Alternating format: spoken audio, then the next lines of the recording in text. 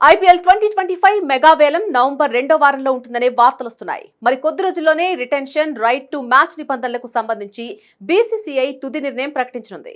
దీంతో captain cool Dhoni భవితవ్యంపై అభిమానుల్లో ఉత్కంఠ కొనసాగుతోంది. ఈ క్రమంలో చెన్నై సూపర్ కింగ్స్ తన రిటెన్షన్ జాబితాను కూడా సిద్ధం చేస్తుందనే వార్తలు వస్తున్నాయి.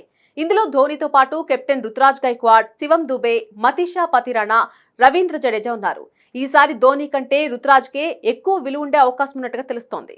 ధోనీని అన్క్యాప్ ప్లేయర్ గానైనా తీసుకోవాలనేది సీఎస్కే ప్రణాళిక. అంతర్జాతీయ క్రికెట్ కు వీడ్కోలు పలికి 5 ఏళ్లు పూర్తి చేసుకున్న వారిని అన్క్యాప్డ్ గా పరిగణించాలని సిపిఎల్ సమావేశంలో సీఎస్కే బలంగా వాదించింది.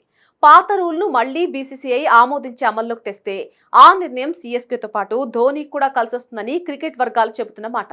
మరోవైపు వచ్చే సీజన్లో ఆడతానా లేదా అనేది ఇప్పుడు చెప్పలేనని ధోనీ ఇటీవలే ఇంటర్వ్యూలో వెల్లడించారు. బీసీసీఐ ప్రకటనపైనే తన కొనసాగింపు ఉంటుంది అనేలా ధోనీ భావన.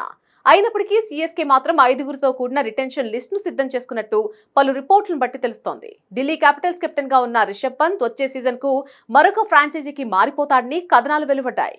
అయితే బంగ్లాతో తొలి టెస్టుకు ముందు ఢిల్లీ సహ యజమాని పావ్ జిందాల్తో పంత్ భేటీ అయినట్టు వార్తలొచ్చాయి. దీంతో డీసీతోనే పంత్ కొనసాగుతాడని క్రికెట్ వర్గాలు చెబుతున్నాయి.